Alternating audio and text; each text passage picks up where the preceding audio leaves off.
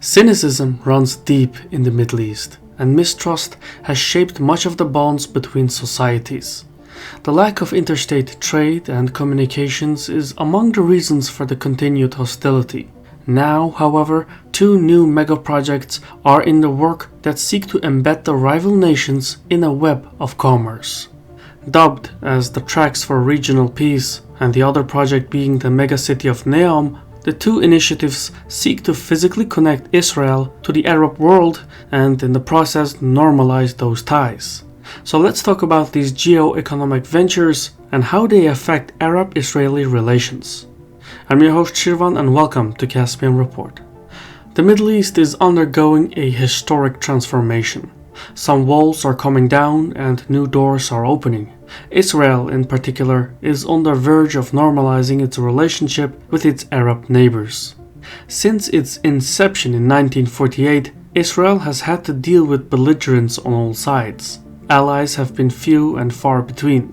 The result of this status quo was conflict upon conflict. And although Israel emerged triumphant in each encounter, a single defeat could undo everything. For Israel, therefore, it was imperative to fix its relationship with its neighbors. Failure to do so would deeply harm the longevity of the Israeli statehood. Now, after decades of futile efforts, normalization seems within reach.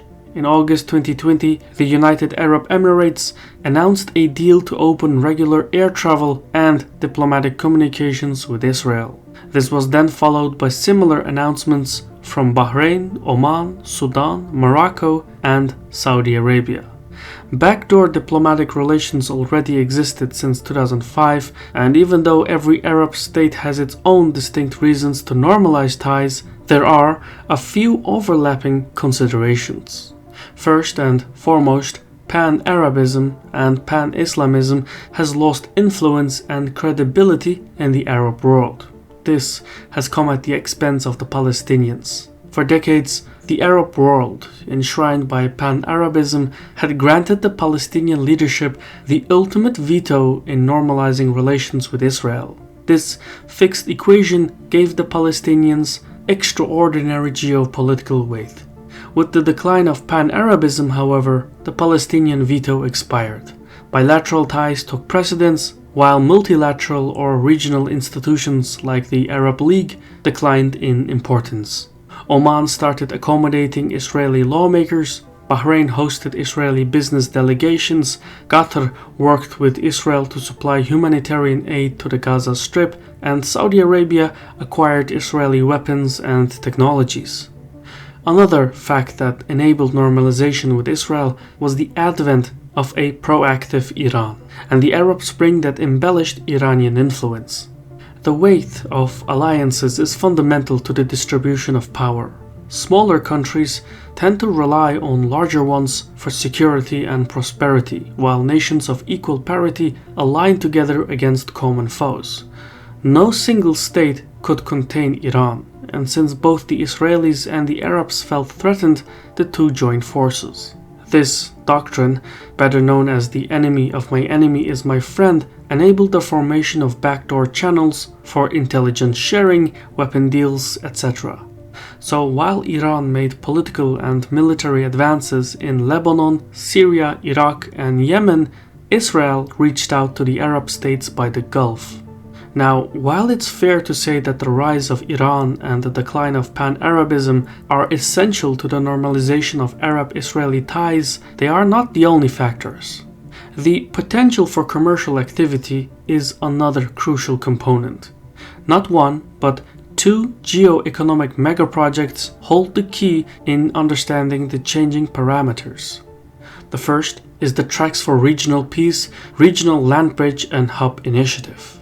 Publicly announced in 2019 by Israel's Ministry of Foreign Affairs and endorsed by the Trump government, the Tracks for Regional Peace intends to create a trade corridor connecting Europe with the Persian Gulf. The plan is to construct a railway from the Israeli port city of Haifa to Jordan, possibly even linking to the crossing points in the Palestinian Authority. From Jordan onwards, the railway would go southwest into Saudi Arabia, connecting with the existing north-south line. Inland ports would need to be constructed in Jordan and likely in the Saudi towns as well to handle the increase in regional trade. But from the Saudi North-South Railway, the flow of trade would go to the ports in Bahrain, Oman, and the United Arab Emirates, and from there connect with the broader international market. Much of the necessary infrastructure already exists. Only in Jordan and Oman, additional railways would need to be constructed to link the hubs in the Mediterranean and the Persian Gulf. But the fact that much of the railway network is already operational means that the tracks for regional peace could be implemented in a relatively short time. Upon completion, the rail network would transport cargo and in the future people as well. The mega project would make trade more secure and shorter since it would bypass the security threats emanating from the Strait of Hormuz and the Strait of Bab el-Mandab. However, trade traffic via the overland railway would only become profitable somewhere by 2030. By then, Israeli analysts believe that the regional trade would grow to $250 billion going in both directions. That is an impressive sum, and it would positively contribute to the regional economies, especially in the non-oil sector. And it just so happens that each of the participating nations is working on normalizing ties with Israel. The second megaproject in the works is the Saudi megacity of Neom. Situated at the entrance of the Gulf of Aqaba in the Red Sea, Neom is a make-or-break initiative with a price tag of $500 billion. It's about the size of Belgium, and it seeks to tap into the trade that passes through the Red Sea, hence its location.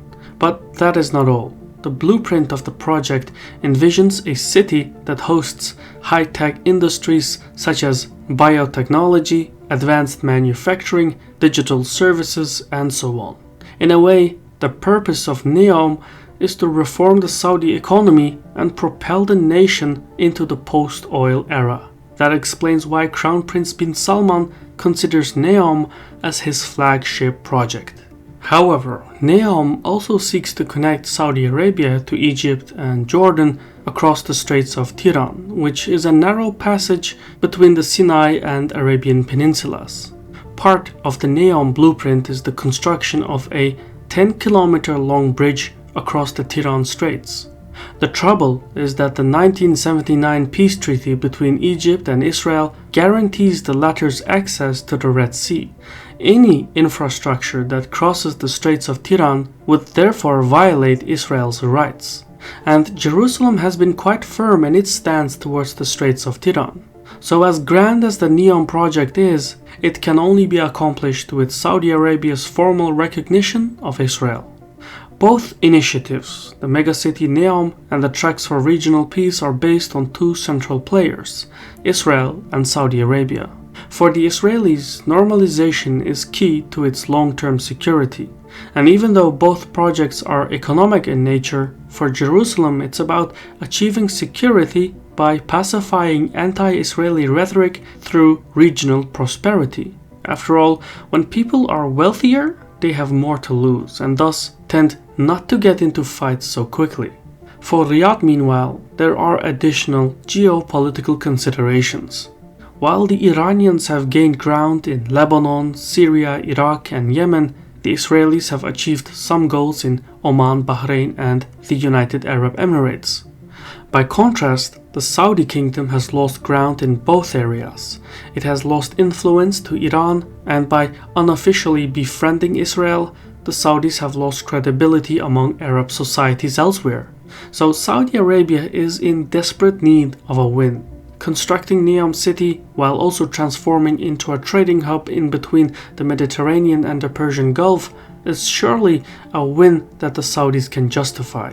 Normalization of relations is thus tied to Saudi Arabia's geo-economic and geopolitical success. Taken together, three factors contribute to the Arab-Israeli normalization process: the decline of Pan-Arabism, the advent of Iran, and the promising commercial opportunities.